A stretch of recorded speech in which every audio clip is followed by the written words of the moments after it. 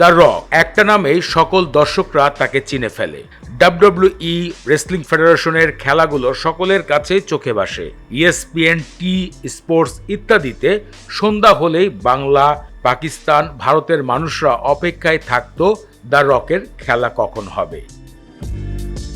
Dwayne Johnson আসল নামটা অনেকেই জানে না, সবাই তাকে দ্য রক হিসাবেই চিনে। সাম্প্রতিক ডাব্লিউডাব্লিউইতে দেখা না গেলেও সিনেমাতে রীতিমতন বাজিমত করেছেন এই অভিনেতা। ডাব্লিউডাব্লিউইতে তার খেলা শুরু হয়, তার আগেই তার বাবা তাকে নিয়মিত রেসলিং খেলায় ব্যস্ত রাখতেন।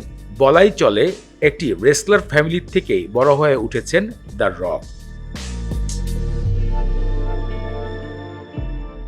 সাম্প্রতিক গণমাধ্যমে রকের জীবনযাত্রা, তার পারিশ্রমিক নিয়ে দর্শকদের ভিতরে শুরু হয়েছে নতুন এক কৌতূহল। কারণ আগের মতন এখন রক স্টেজে আর মারামারি করে না, কারণ সেটিও ছিল একটি অভিনয়ের মঞ্চ। ডাব্লিউডাব্লিউই আসলে একটি মিথ্যা খেলার জায়গা, যেখানে অভিনয় করে এন্টারটেনমেন্ট দেওয়া হতো দর্শকদেরকে।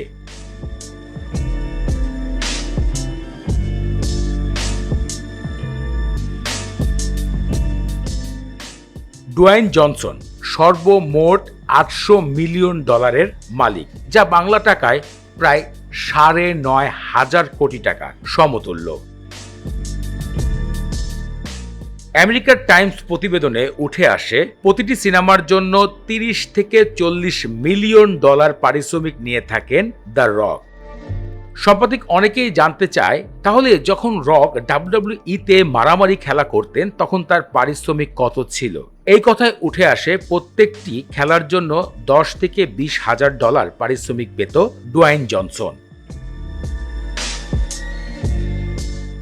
একটি সূত্রে জানা যায় বর্তমানে টেরিমেন টাকেলিয়া একটি মদের কোম্পানির মালিক রয়েছেন দ্য রক, যেখান থেকে প্রতি বছর $2 বিলিয়ন বিজনেস করেন এই অভিনেতা।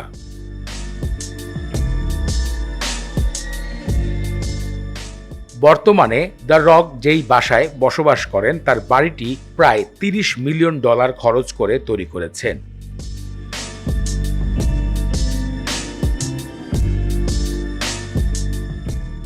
সাম্প্রতিক তার সম্পদ নিয়ে অনেকের ভেতরেই কথা ছিল, কত টাকার মালিক আসলে দ্য রক।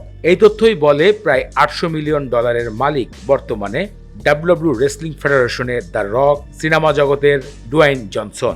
বিষয়টি আপনাদের কাছে কেমন লেগেছে ভিডিওতে কমেন্ট করে জানাবেন।